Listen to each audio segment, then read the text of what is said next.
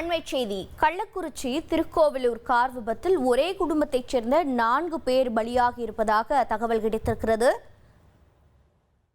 ஆயுதப்படை காவலரின் குடும்பத்தினர் 4 பேர் சம்பவ இடத்திலேயே உயிரிழந்திருப்பதாக அதிர்ச்சி தகவல் கிடைத்திருக்கிறது.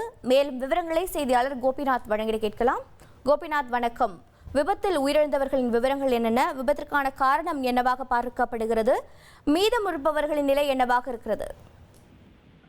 கள்ளக்குறிச்சி மாவட்டம் திருக்கோவிலூர் அருகே இருக்கிறதாங்க அத்திப்பாக்கம் கிராமம். இந்த கிராமத்தை சேர்ந்தவர் ஆயுதப்படை காவலர் மாதவன்.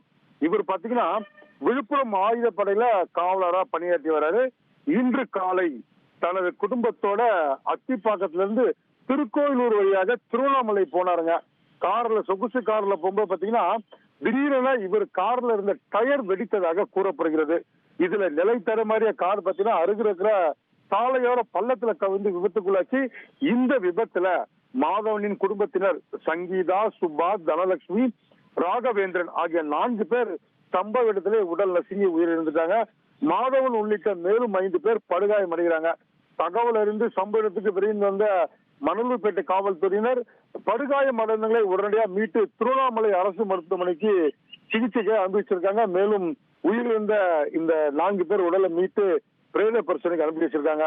இந்த விபத்துக்கான காரணம் முதல் கட்டமாக டயர் வெடித்ததாக கூறப்படுகிறது. மேலும் வழக்கு பதிவு செய்து காவல்துறை அந்த இடத்துல தீவிர விசாரணை மேற்கொள்றாங்க. ஒரே குடும்பத்தை சேர்ந்த 3 பெண்கள் உட்பட 4 பேர் பலியான சம்பவம் அப்பகுதியில் மிகப்பெரிய சோகத்தை ஏற்படுத்திருக்குன்னு சொல்லலாம். தகவல்களுக்கு நன்றி கோபிநாத். உங்கள் தந்திவன் தொலைக்காட்சியில் தெனாலிராமன் தினமும் மாலை 6 மணிக்கு காண தவறாதீர்கள்.